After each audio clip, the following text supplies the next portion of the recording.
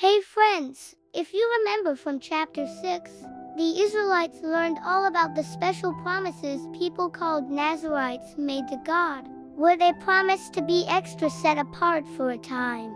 Well, right after that, in chapter 7, we hear about a huge celebration. The Israelites had just finished building the Tabernacle, that special tent where God's presence stayed among them.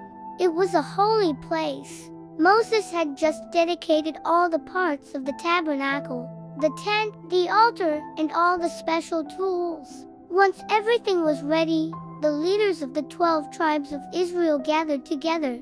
They wanted to give special gifts to help with the tabernacle's work, especially since they would be moving the tabernacle as they traveled. They brought 6 covered wagons and 12 oxen. That's a cart for every 2 leaders, and an ox for each one. They presented these valuable gifts right in front of the tabernacle. God told Moses to accept the gifts because they would be a great help to the Levites, who were in charge of moving the holy tent when the camp traveled. Moses then carefully divided the gifts, giving 2 wagons and 4 oxen to the family of Gershon. Their job was to carry the lighter things, like the curtains and coverings. Moses gave 4 wagons and 8 oxen to the family of Merari. They had the heaviest loads, the big wooden frames and pillars of the tabernacle. But what about the family of Kohath? They were in charge of the most sacred items, like the Ark of the Covenant. They didn't get any wagons. God said those holy things had to be carried on the Levites' shoulders, using special poles. The most important work was done by hand, not by cart.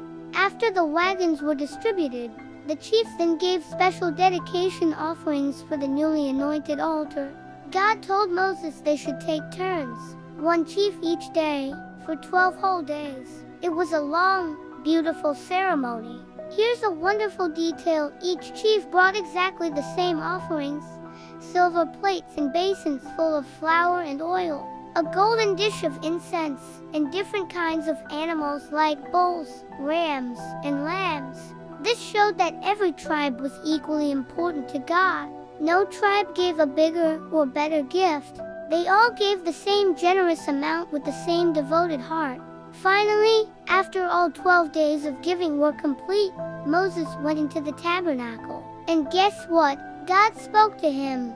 God talked from between the 2 cherubim statues on top of the Ark of the Covenant.